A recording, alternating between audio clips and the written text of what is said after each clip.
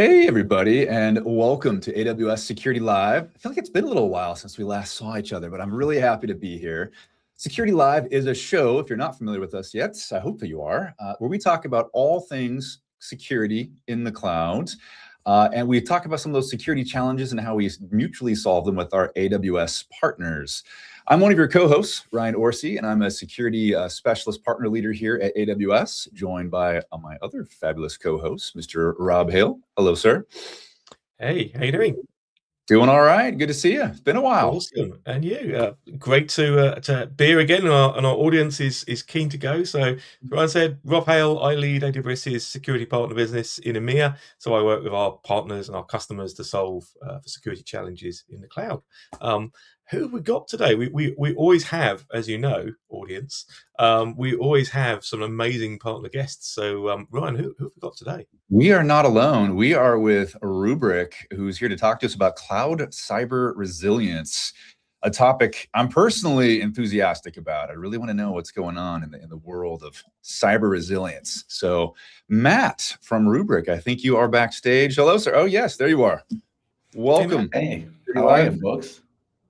Hey. What's going on? Good to see you. And hey, for the folks that maybe aren't familiar with you just yet, would you mind saying hello, Matt, and what you're doing at Rubrik there? I think you've got a pretty interesting job.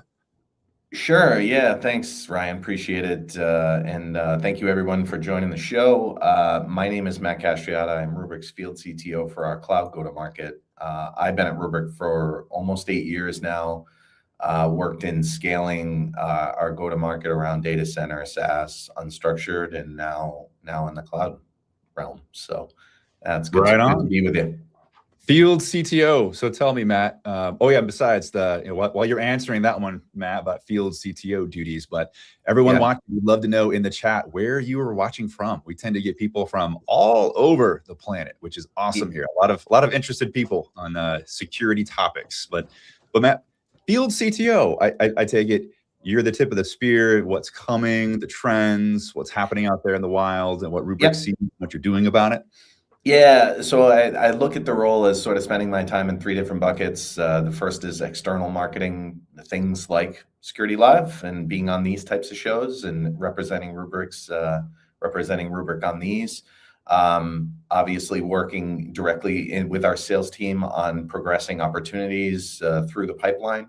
That's sort of the second bucket. And then the third bucket is working with our product and engineering teams on message testing new products that we release in the field and helping to craft the go-to-market. So, yeah. All right, Rob, this is your second time in Security Live. So I seem to recall watching you. I wasn't there, but I watched you at the summit in New York last year. How did that go? Yeah. It was a great experience to be live. This virtual experience obviously is a little different, but here in Chicago, this is not where I'm based. I'm at a partner office in Chicago right now, so sorry for the weird background here. But hiding any other logo behind you, Matt? No logos. No. We're keeping that under wraps. But I'm Boston based, New England based resource, and been in that area my whole life. So. Yeah. Oh, fantastic. And Rob, if I heard him right, he gets paid to do this. This is part of his job. Whereas you and I, technically it's part of my job, but I haven't seen a check from AWS yet. I guess I'll be waiting for that in the mail. So, yeah. I was just Ryan. I was just wondering if the term is co-opted or voluntold for us. Yeah, there you go. No, we love talking to you guys. You guys are amazing. Talk to us about Rubrik, because Rubrik's known as a data company, right? And you mentioned some of the areas that you work in, but data is increasingly important for security. So talk to us a little bit about the evolution of Rubrik and how we're adapting. Yeah, a lot of people have been sort of, you can look at data as two different, obviously there's data that runs your business, and then there's data that can help you make better business decisions. That's really where the data is the new oil sort of, moniker comes from. And then there's everything that you have to do to ensure that data is. That's really where Rubrik is focused, is detecting data from not only known events like an operational recovery, a fat finger event, or somebody makes a mistake and needs to rewind back to a known point in time, but more importantly, recovering from a cyber attack, because it's not as clear when you are recovering from a cyber attack of what is a good known point in time to go back to. The decisions that you make in those hours following the incident is what's going to determine whether your business is down for hours or for weeks. So it's really important to make the right decisions. Yeah. Small personal story for context, but Matt, the decisions you make during that situation of you're dealing with an active incident. Young Ryan Orsi was once head of a MSP, managed services provider, so I don't violate our own acronym rule, Rob. Right. He left the catch job, right? Almost. Oh, this close. There I was leading a team doing a cleanup of some ransomware at a very large general construction company. I had all the endpoints clean, quote unquote, restored from backup. Forgot about the printers. Plugged everything back in the network. Printers were somehow propagating malware that led to the ransomware reactivating again. So very much close to my heart here is making sure that when you restore, you're restoring, and you bring network services or applications or cloud workloads back online, you're restoring from something which is immutable and clean and verified. I take it, dealing with Rubrik, in our daily jobs, Rob and I, we deal with a lot of different software companies, services, consulting, managed services companies that are AWS partners around the world. And I think your particular foray here is really interesting. Can you tell us kind of like, as field CTO Rubrik there, what kind of trends are you seeing right now? Yeah, what we're seeing is a couple of things. First, identity is ground zero. Attackers are logging in, they're not hacking in. So they're usually finding, compromised credentials that might be leaked from code repositories or AWS keys that have been orphaned in some way that are still valid and allow access into the environment. So it's become very clear that their ability to compromise identity systems and then escalate privileges and move laterally throughout the environment is definitely the first big thing that we've noticed, and I'm sure that folks at SentinelOne would agree. Who'll be coming up next here.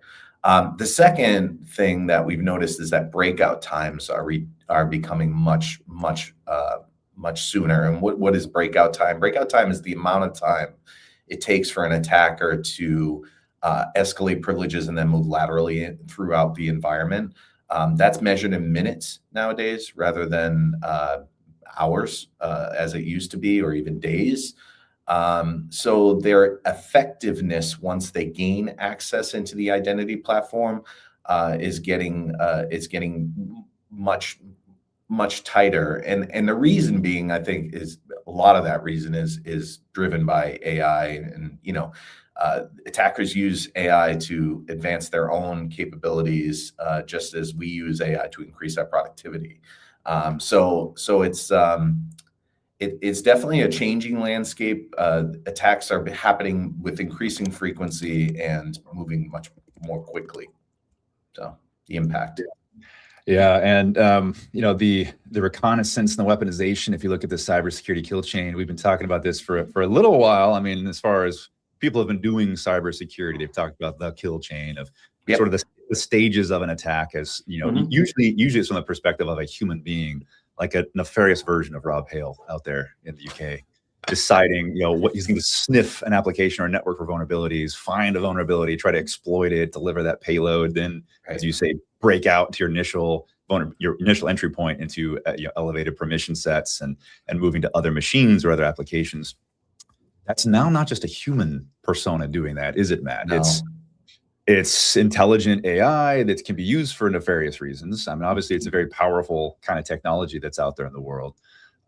What do people do about that with Rubrik, right? We have our own opinions here, I'm sure, Rob and I, but what do you see people doing to react to that kind of quicker breakout, more effectiveness when someone's inside? Yeah, for us, it really is focused on ensuring that you have the right data to make the right decisions when you go to do that forensic work. So We talk about the kill chain. Rubrik obviously has capabilities further up the kill chain, but for the most part, we sit at the end of the kill chain, the recovery side of the attack chain. And what we've found is if you don't have the answer to questions like what was impacted, because again, that's not apparent when a detonation occurs. It's not apparent which accounts, which workloads, which services are impacted. What data was caught up in the attack? That's the other thing. There are usually regulatory requirements for reporting of a data breach, or the ability to be able to understand if sensitive data was caught up in an attack. Did an attacker actually exfiltrate that information? So what type of data was caught up in the attack? And then the third thing is, are there any threats that are still latent in the data set that could redetonate, to your point, Ryan, right? In your experience in the past, if you don't recover a clean copy of that data back, you run the risk of potentially reinfecting yourself. And there's been statistics that 80% of customers that get hit by ransomware within 6 months are reinfected again. And that's for two reasons. The first we just mentioned around not finding that clean copy. But the second is the attackers are also selling how they got into their victim's environment. They're selling that to other attack groups who then go and exploit those same vulnerabilities that weren't patched to begin with. Gosh. And by the way, that was my first. Quite a lot. Yeah.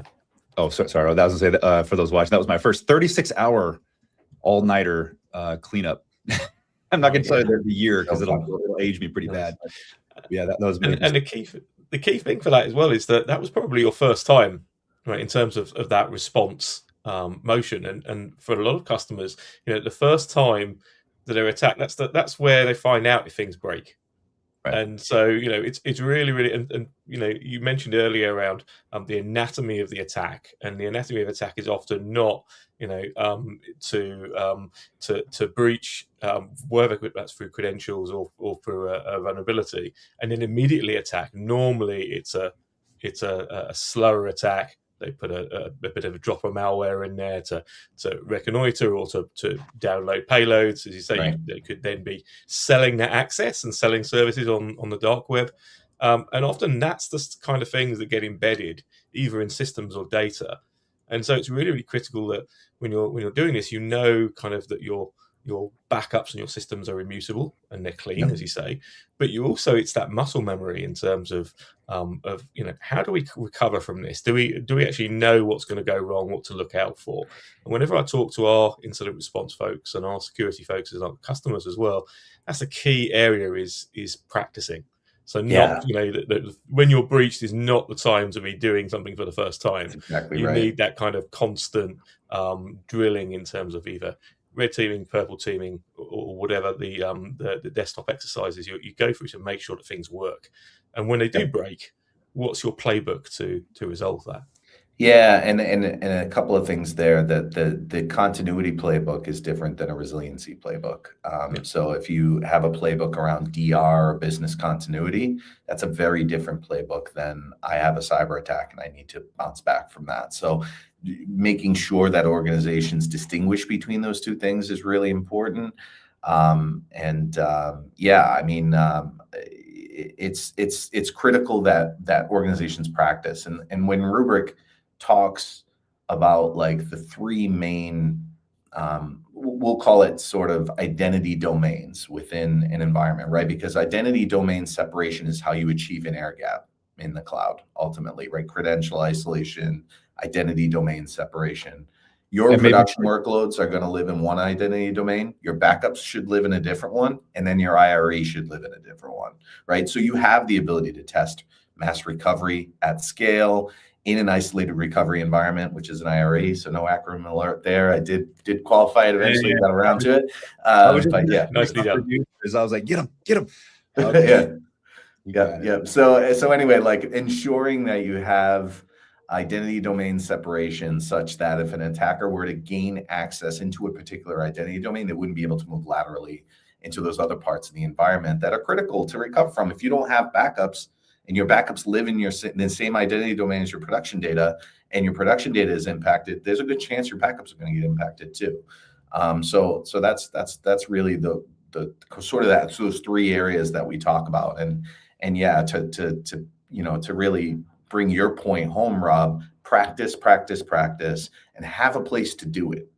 And that's the other area that I think goes overlooked a little bit. Actually, about practice, I just wanted to draw attention to one of our comments from our viewers, Payaz123, asking, for a person who's computer science engineering, what introductory courses to cybersecurity would you recommend? I mean, of course, we all, grew up as children thinking about cybersecurity. There was a straight shot through school into the security realm, which I'm totally joking. Like, cybersecurity for most of us has been a very windy path. But Yes. What would we recommend for someone who's kind of starting out to kind of get their feet wet in security? Yeah, I would say, Coursera obviously has so many great courses on free courses on cybersecurity that you can go out and get some information on. The other thing I would say is, if you're really serious about a career in cybersecurity, get certified. Go get your CISSP or your CISM, and go and really study the process. One of the things that, as I mentioned, I've been on the innovation side at Rubrik for 8 years. One of the things I innovated were our security operators that ultimately turned into our enterprise edition version of our product. And at the time, I realized I know a lot about security, but I don't have the credentials. So I went and got my CISSP and had some legitimacy now to the things that I started to talk about. So that would be my advice to anybody, be certified. Yeah, certified. That's a good one. Great advice. Yeah. One of the other areas, and I think it's our duty as cloud providers as well, cloud service providers, to produce more courses and information that people can use to skill up. And if you look at services like Restart, for example, AWS runs a few programs to help people who are either veterans or maybe they're coming off maternity leave, or they're reskilling to learn what is essentially, the foundations of tomorrow's technology, which is cloud, AI, and security. But if you have a look on the web and just search for AWS security fundamentals, for example, there's an entire training course out there which covers everything from basic security concepts to access control, encryption, and network security, and other areas, and that's free. So you can, and there's a lot of this around. So actually, you can pick up a lot of these areas, and some of the courses I see are fairly kind of specific to, for example, the technology, but most of them are based on NIST principles. So actually, the principles are there already. But the other thing I'd say is, if you're already in IT, you're already in technology, try and get some experience. Engage with your security folks. Just ask them if you can help out on a project, because you're going to find that a lot of people have got all of the certifications, and sometimes what you need as well is that practical experience in how you used security to deliver a better outcome. And that's really powerful. Really great point, Rob. To do that. I think one of the things that we espouse here at Rubrik is the ability to be able to bridge that gap between IT and the infrastructure and the security world, because those two worlds are going to collide very quickly during an incident. Yeah. So if you've already built those relationships ahead of time, that's going to smooth any recovery that you might go through, and to your point, Rob, can help in your career progression too. Just by making friends on the other side of the fence there. Actually, give us a little more on that, Matt. I think that's something that maybe not everyone understands, but the infrastructure team at a company, the security team at a company, maybe an application owner team as well, during a cybersecurity incident, i.e. maybe ransomware, maybe a breach, and now it's been detected. What are some of the lessons learned you've seen out there? Because these are very technical people in a company managing some kind of system or application, and then something not so expected happens, and they all have to work together. But what are the do's and don'ts that you've seen out there? Yeah, it's a great topic. I could probably spend a whole hour on this, but I'll try to distill it to a few key points. I think ensuring that we're sharing information with the tools that the security teams are used to using, I think, is very important.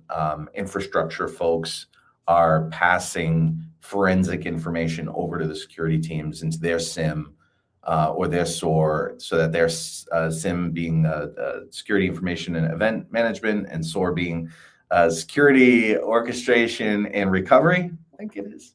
And then what is it? Isn't it Something automated like response? Yeah. Yeah, Anyways. automated response. Yeah, that's right. Security orchestrated automated response. That's right. See, we use these every day, right, Matt? And then we're like, and then I was about to say SOC, Security Operations Center. So ensuring that you are exporting events that those teams can consume in systems and tools that they're used to using. The challenge is that the security team has probably 70 tools or so that they use on that side of the fence. And you look at things in your own bubble, in your own world, and ensuring that you're passing information back and forth, I think would be the most important thing. And then that way you have a common language when an incident does occur, that you have a common language of impact. That's going to help to decide. We mentioned like what was the scope, what was impacted. That problem can take weeks if the teams aren't working well together, and if the right forensic information isn't being passed back and forth. So for me, that would be the biggest thing. And then the other thing I would say is when you have social events at your company, go out and get to know those folks. Break bread with them, have a beer with them if it's that type of social event. It's really important to build those relationships and build those bridges. There's no substitute for just humans working with humans. So I would argue that is probably I know that's a little fluffy, but in my mind, really, really important. You're speaking, like we just talked about starting out in cybersecurity, but you're speaking from real world experience. Folks, out there, if you're not in the security industry yet, we want you to be, and just know that, especially in cybersecurity, I think Matt's comments resonates very true with my personal background too. Of it is still about who in terms of like in your company, who you're working with, what their job is, what your job is, and understanding the systems and tools you both use. And it requires you to sort of, as we say at Amazon, right, Rob, kind of look around corners. It's not a part of your like job description to look around corners, but you should do that. It's gonna make you better, the other person and teams better as well. Yeah, and actually we see that from customers as well in terms of execs. So one of the things every security leader and practitioner kind of thinks about is how the heck do I get our execs to understand security? They might understand financial risk, but do they understand cyber risk? Do they understand the investments that we need to make, and then the trade-off against risk? And so that's not sometimes, particularly clear, especially when you're in a response scenario. You need to have the executive supporting you and involved in those operations. So if you're practicing incident response, if you have blue teams, you have purple teams and red teams, etc., who are simulating this, then make sure all levels of your organization, from the user to the exec, and all of the IT functions and the security functions are involved in that, because it's not just a cyber security incident. It's more and more an organizational incident that you need to address, and that's super important to have them involved in that. Yeah, and it's not always, that's a really good point, Rob. It's not always the forensics or the incident response process that slows things down. It's organizational drift and organizational inefficiencies that tend to be the biggest culprit in extending any sort of cyber recovery or cyber outage. I take it, Matt, that also applies to, I guess, reacting to a security incident. First thing you want to figure out is the damage. I think you've used the term impact, like blast radius. What has been taken, if anything? Where is the bad actor currently in terms of like an application or an operating system? What's your play there with Rubrik to help people like streamline that whole process of just figuring out what happened, what's going on during an incident? Yeah, so as we're protecting the data and as the data flows through Rubrik Security Cloud, we essentially reference it against a list of IOCs, indicators of compromise, that are provided by third-party security companies to be able to tell whether threats have made it through the perimeter and have landed in the data set. That's the first sort of marker that something bad could occur and could be imminent. So getting in front of it, as I mentioned, Rubrik does primarily sit in the recovery end of the kill chain. But as we move up the kill chain to things like investigation and being able to understand threats and do things like threat monitoring, it's really important to understand if the perimeter tools missed, because they will miss. Perimeter and when they do miss, you need to make sure that firewalls, networking, security tools, things like that. Yeah, all of those, all of the, n number of tools that sit on the perimeter that are designed to keep the bad guys out. Rubrik's stance is not to not have those things. Those things are really important. What our stance is assume breach, assume that at some point a shot will make it through the goalie's legs. The way I look at it is the attacker only needs to be right once. You need to be right 100% of the time. So if an attacker only needs to be right once, something's going to slip through. And when it does slip through, if you can get in front of it, that's ideal. But if it detonates and you not get in front of it, you need to understand three things very quickly: the blast radius, what happened, what do I need to recover, the type of data that was impacted so that I can do things like breach reporting and satisfy any legal requirement that I have to our customers or partners.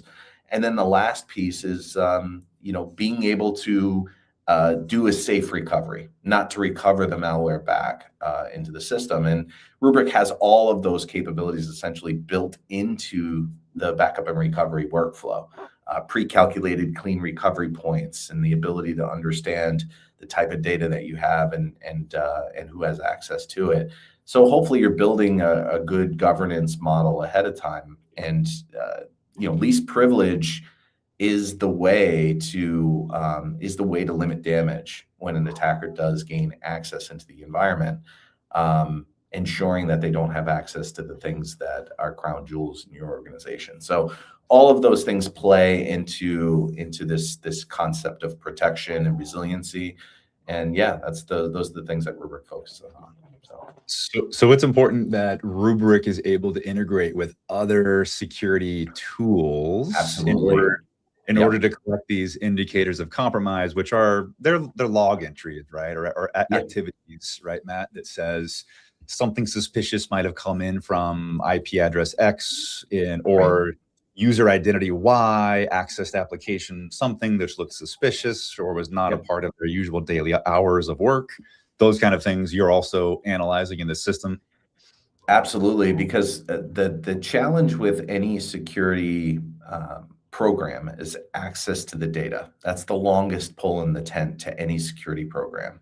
Rubrik's already solved that problem because we already have access to all of your critical data. We're protecting it. So we already sit in the data path. And because we sit in the data path, we don't sit on an endpoint or on a network somewhere out on the perimeter. We sit directly in the data path.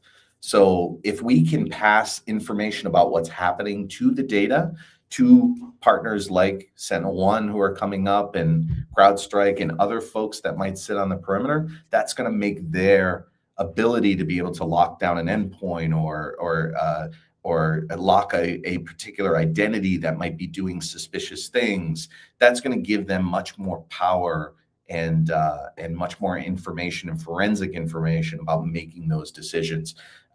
Even if we're talking about physical firewalls in the data center, stopping ports, things like that, all of that comes into play. And because Rubrik sits in that data path, we look at it as data in from your critical applications into the Rubrik platform for protection, and then forensic information out to those third parties for making their tools more efficient, more effective. Love it. Love to hear about solutions and tools and partners working together to solve a challenge, because there is no silver bullet that solves everything, and we can't look at data in isolation. To your point, it's a team sport. I think you'll see that in different blogs and things online. But this is a perfect example from you, Matt. Hey, Matt, we're unfortunately just right at time. Before we let you go, though, important, difficult journalistic question for you, sir. It's vacation time. Are we going someplace hot or cold? Warm, definitely warm. Warm. I love to ski. I live in New England. We like to ski on the ice in New England. Unfortunately, I don't get great snow up there, but this year has definitely been a different story. But for me, it's warm, definitely warm. Beach. All right. I think I'm with Matt. Plus one to that. But Matt from Rubrik, thank you for joining Rob and I on Security Live. Folks, stay Thanks, Matt. right here. Thanks, We'll guys. be right back for the next segment. Thanks, folks. Catch you soon.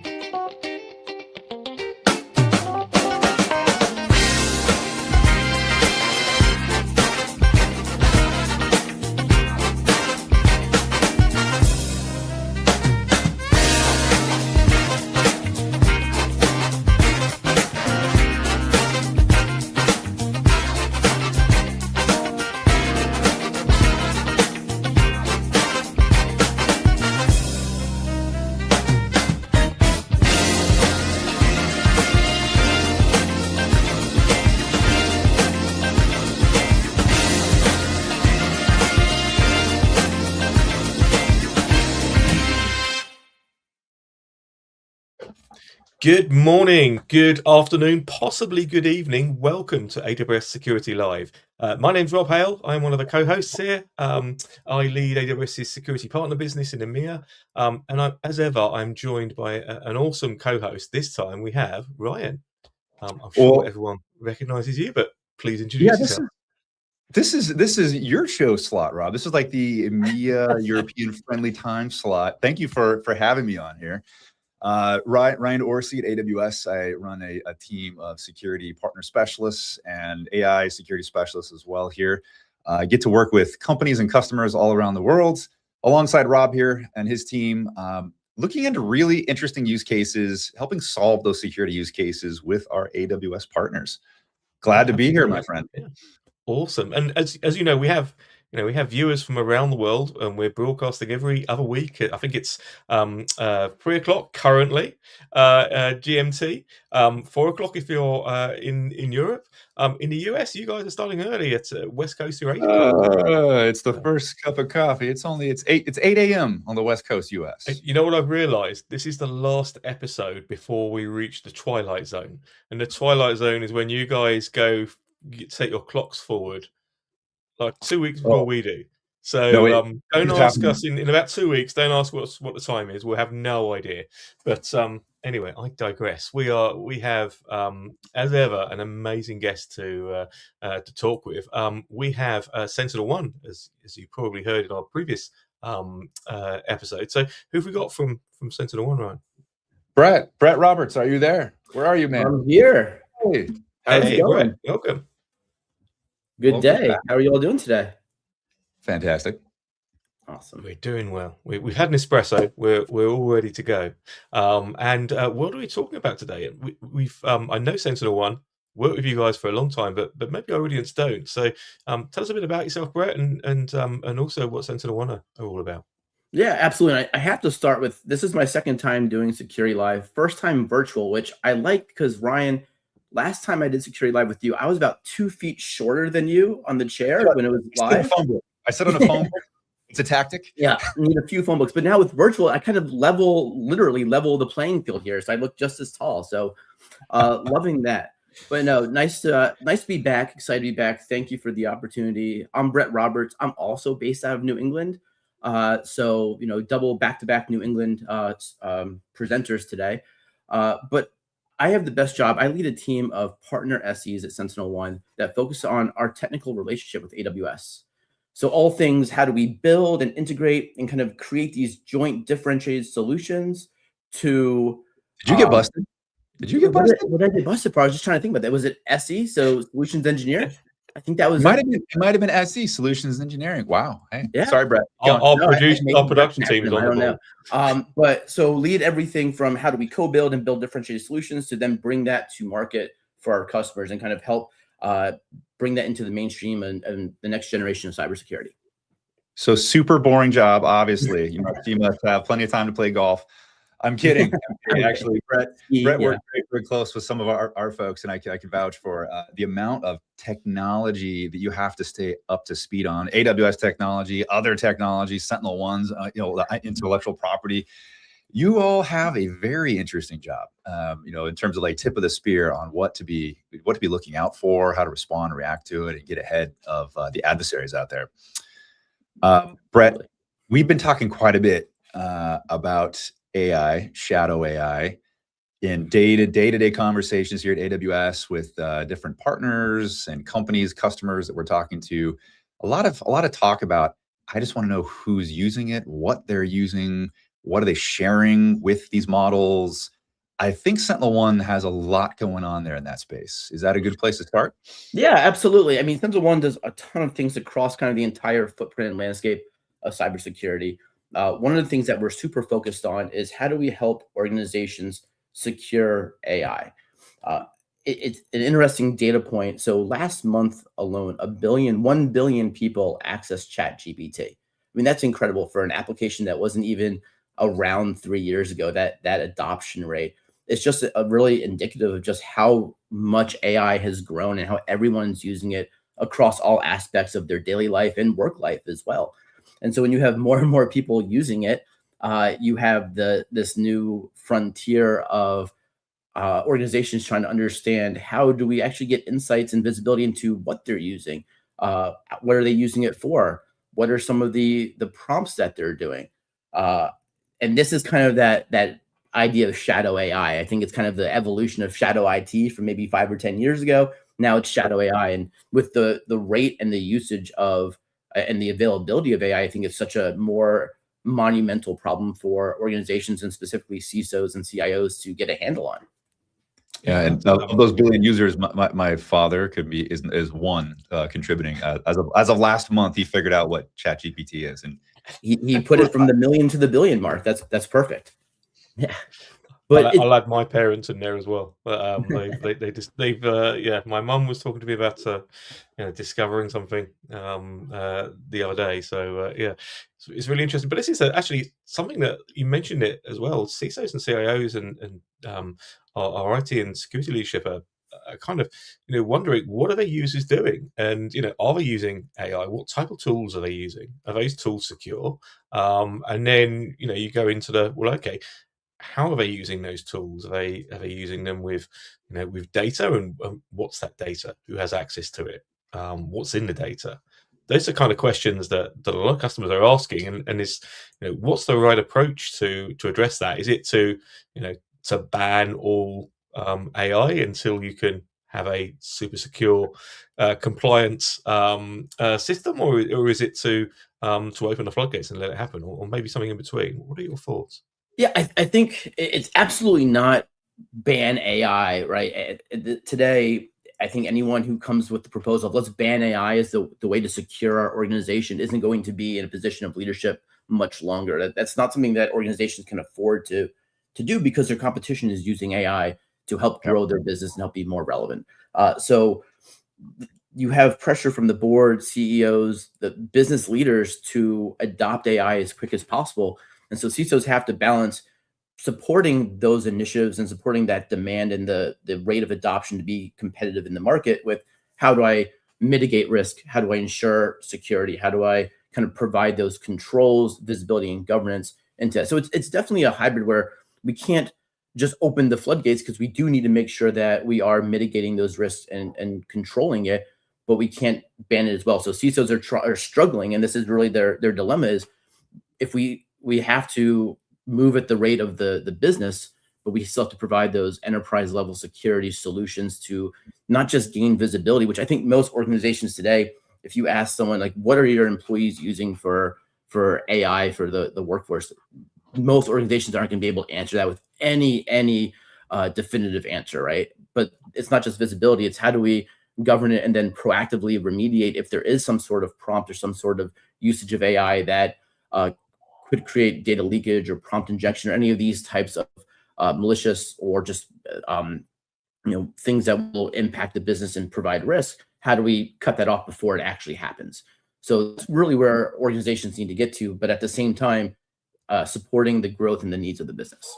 And I don't know if you That's find this, frustrating. if you have a similar talk track, Brett, when you're dealing with your own, customers out there that might be mutual AWS SentinelOne customers. But when we bring up to Rob's question here, like what are users doing with AI?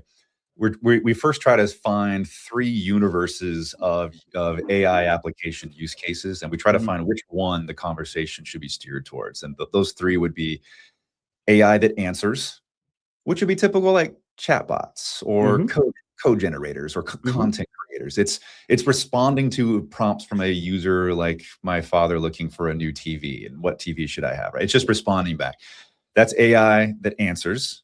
AI that connects is now connected to enterprise data sets. It could be sensitive data. It could be billing, could have some personal identifiable information in there. So now there's a little more sensitivity to data being shared. And then the last one is probably the most recent one, but AI that acts.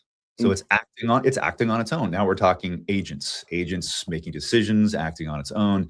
Now we're really deep into identity and behavioral, heuristics and understanding the chain of events that happens between agents. And the security controls we sort of find are cumulative. Like if you're using an agent AI that acts, you still have to be observing the security controls that you would have for connecting to data sets and those that would be for like AI that answers like a chatbot. Like sort of all 3 sort of stack up onto themselves. But when you're dealing with different use cases out there, like what are some of the trends that you're seeing? Like, so we've kind of bucketed use cases and then we drive conversation from there. And oftentimes we're mentioning SentinelOne in that talk track, but how do you all do it out there at SentinelOne? Yeah, I think the first trend that we're seeing is the biggest question that organizations and our customers are asking is how do we get a handle on what our employees are doing first and foremost? Like that's probably the largest subset of, we just don't know what Brett in marketing is using Gemini for, or ChatGPT or any type of bot. But to your point, there's different layers in this, different AI layers, right? We have kind of that usage layer, but then the next point is, or question is, okay, the organization has to build AI applications to either support their customers, support the business. How are we monitoring how those applications are using? Are they compliant? What data sources are they using? Are those data sources classified as sensitive? So that is kind of the next thing is, okay, now that we're providing these services to our either internal employees or to our customers, how do we make sure that they're secure and that they are reliable? And then obviously agentic AI has become the next frontier, and everyone is connecting their agents to other agents, and those agents are talking. I think there's like 13,000 agents that are on board right now or online right now, and they're just growing every day. So how do we make sure that those agents are, get some insight into what those agents are doing, what they're talking about? So these conversations are happening across every single layer of kind of this AI cake, so to speak. But really where the focus has been, or at least a lot of the initial, like, how do we get started, is how do we focus on the employees? Wow. That's a really good kind of area to explore a little bit, because we talk a lot about technical controls. We talk about blocking things or monitoring things or limiting actions, and this is something that happens with every transformative event. So you saw the same with mobile technology, and then when people were adopting cloud. But AI is a democratized kind of application really that users are driving heavily. So education and embedding security culture is super important. And so what are some of the kind of areas that you're seeing customers adopting, and where can SentinelOne kind of help in that, helping users to be more aware of what they're doing in terms of sharing data or using AI applications? Yeah, absolutely. So we acquired a company called Prompt Security back in the fall of last year. Super awesome company, and their value prop and what they're providing to their customers and our customers is supporting AI security across all those different layers of the AI stack. And it's to your question, it's all about how do we insert ourselves between the prompt and the large language model LLM, and ensure that if there is something that is asked that hits a guardrail or is something that is going to affect compliance or risk within the business, how do we remediate that or stop that, block it, redact it, whatever you want to call it, before it actually hits the LLM, before it leaves that browser. I think that's super important because when you're talking about data leakage or leaking sensitive information or any type of data that once you submit it in a prompt then go to another server. Now all of a sudden you need to remediate that beforehand. You can't deal with it afterwards. It has to be done before that prompt leaves. And so being able to redact that or remediate or block it beforehand, but at the same time, showing the user why that was redacted, why that was blocked, what guardrail that hit, and what was done in order to maybe make that prompt a little bit more accessible or properly submitted for that LLM. So I think that's an important part of it. But at the end of the day, it's how do we provide the right guardrails to support the use cases of the business and ensure that we're not putting the business at risk, because the cost of risk, the cost of not being compliant, the cost of not of data leakage or PI, I think it's on average about $4 million at this point, which is not a small amount of money for any organization. No one wants to lose that amount of money for somebody putting sensitive data on there. And it's not just the cost and the payment, it's the reputation of the business. It's all these other external factors that kind of go into why this is such a huge security risk and why it's so important for the organization to think about. That's really, really important. And also, it kind of delves a little bit into, I think, what a lot of organizations currently don't do particularly well, which is threat modeling of their applications. So how do you actually understand your application to the point where you know how it should be behaving and how it shouldn't be behaving? So if somebody does, insert a prompt in a prompt injection attack to get it to reveal some sensitive data or maybe some system information or a vulnerability that could be used to attack the model or leak data, you've got to know how your application should be working and what it should be responding with. So understanding how these guardrails are working is super, super important. Yeah, we've got a great comment. It's very practical advice they're looking for. One of our viewers, Eerie Edits. That's very eerie. There's a lot of talk about AI attacks, but what about just for the employee, the user, the person, the human? Do we have any advice for how to use AI? I'm sure we're talking about like AI applications online safely, so they're not exposing sensitive data from their company or their personal life. I'm assuming probably both apply. Yeah. Any real world tips and tricks? I was thinking about this earlier. I think complacency is becoming a real thing with AI usage. I mean, everyone uses it for everything. Like, I'll just have a conversation, or show me this, talk about this. And next thing I know, I'm just responding. Or if I'm using it for code, I'm copying and pasting everything without thinking about what the ramifications are, or what I have. So I think a lot of this stuff is fairly inherent. You don't want to copy personal information. You don't want to copy IP addresses. Like, there's sensitive things that most people know not to put in there.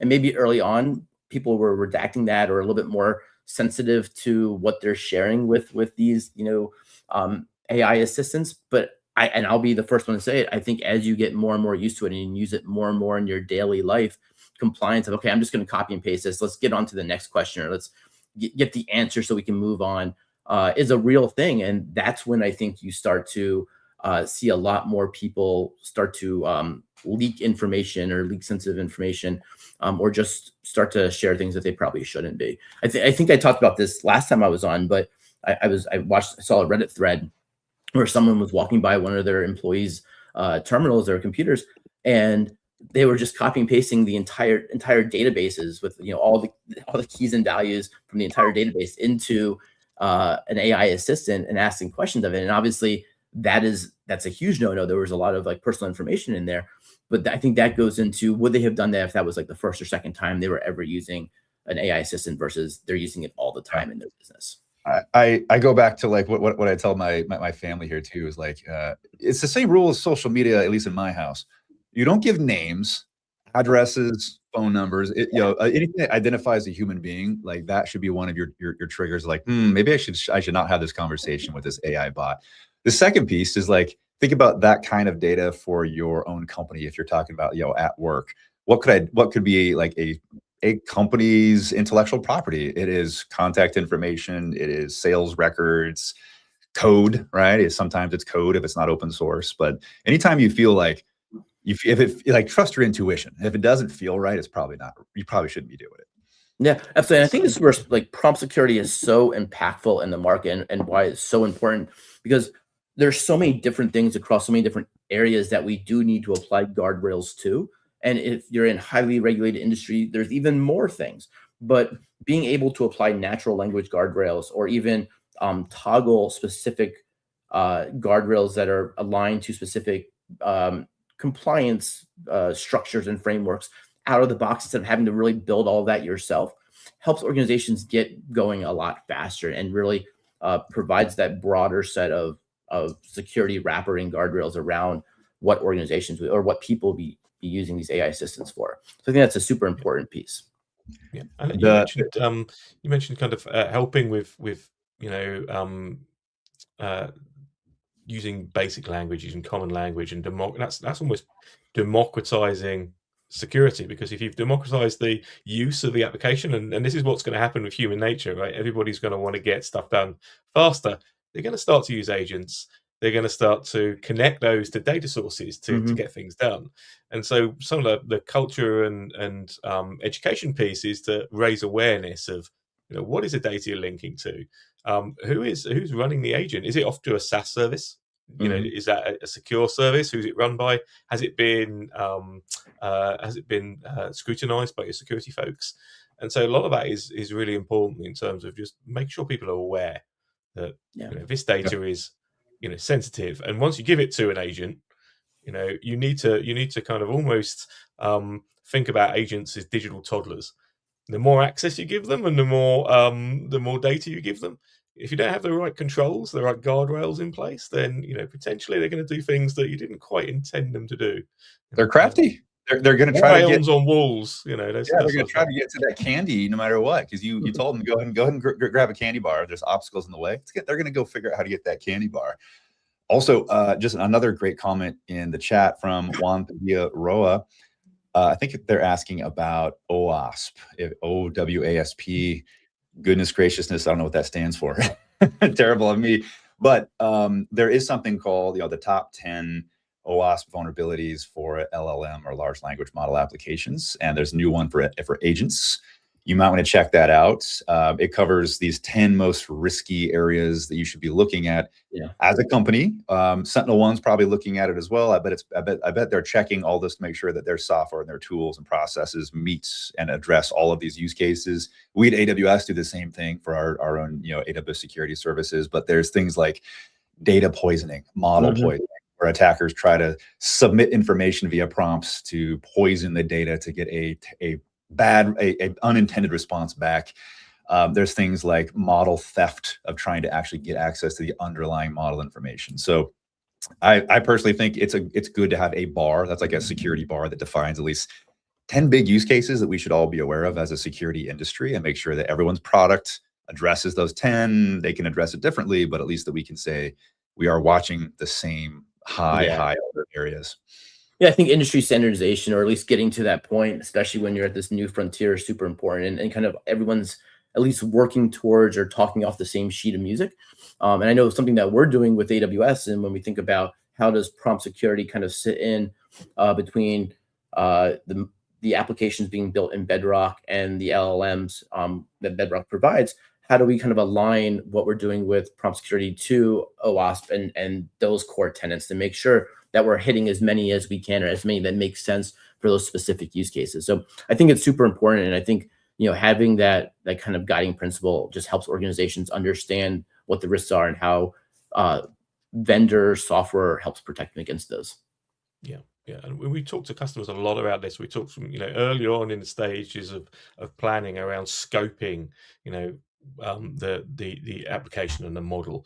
What sort of data will it need access to? What's the security and sensitivity on that data? What are the controls you can put in place?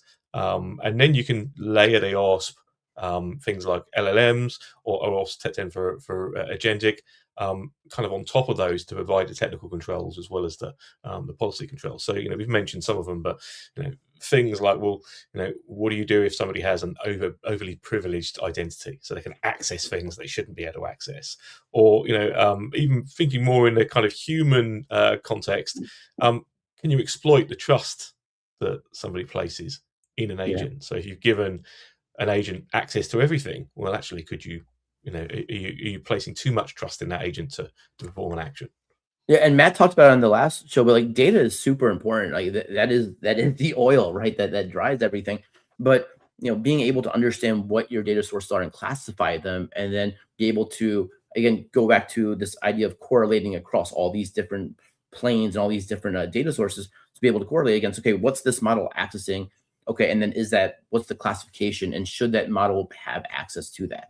Or what data sources within our internal intranet is Brett using to train some of his models maybe, and should he be actually applying that or using those data sources? So it's like where technologies like DSPM becomes very, very important.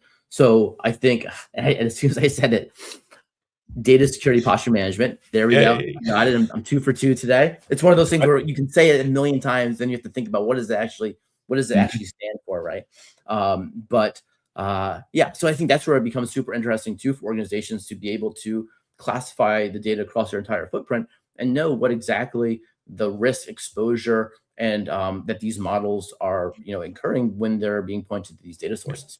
Yeah. So, quick question, because you've mentioned, AI security is a massive area, and often for customers and a security leader or a practitioner, it's difficult to know where to start. And so, what's a kind of a quick win? So an area where security can help the business to achieve something, but actually make sure that they're implementing good security. Are there any kind of tips that you'd have for helping a security team start on that process of enablement?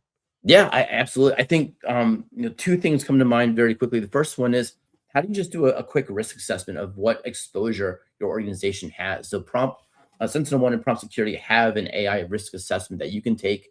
It's free. It's very quick. You can access it at prompt.security, and you can kind of start to understand what is your exposure and what is that risk within your organization across all the different kind of layers of this AI.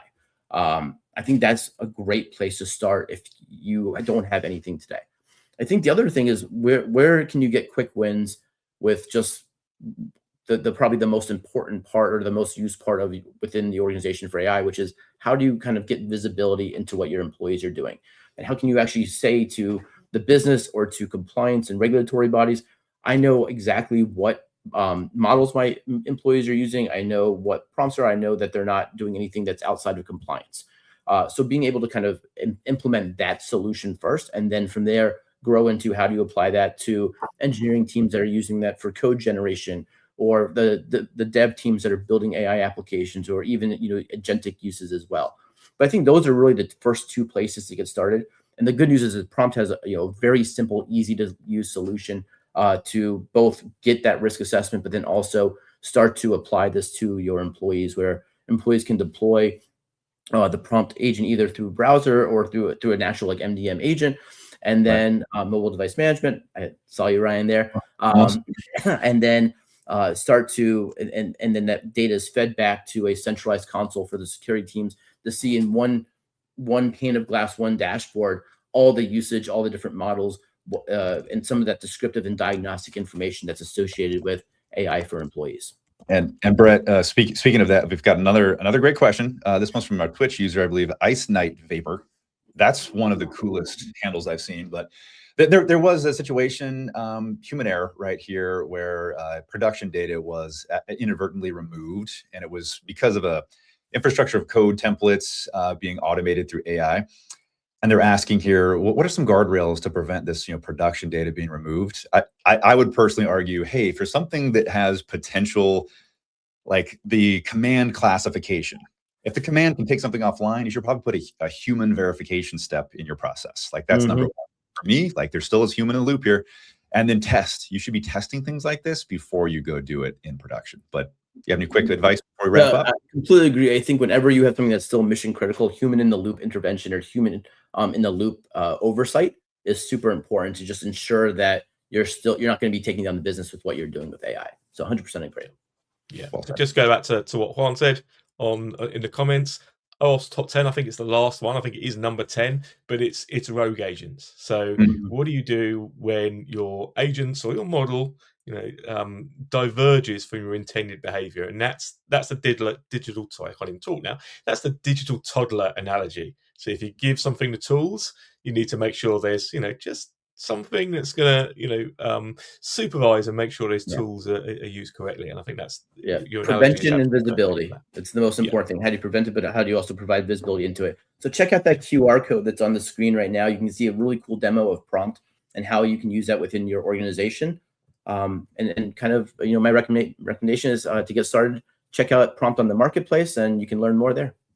Fantastic. Brett Roberts from SentinelOne. Thank you for joining Rob and I on Security Live. Rob and I and the rest of the hosts will be here every other Tuesday, 8 to 9 Pacific, or 3 to 4 GMT, or 4 to 5 CET. And it all changes in a week or two. Yeah. Try to figure that one out. Thanks, See you everybody. soon, guys. Thanks, everyone. Thanks for having me.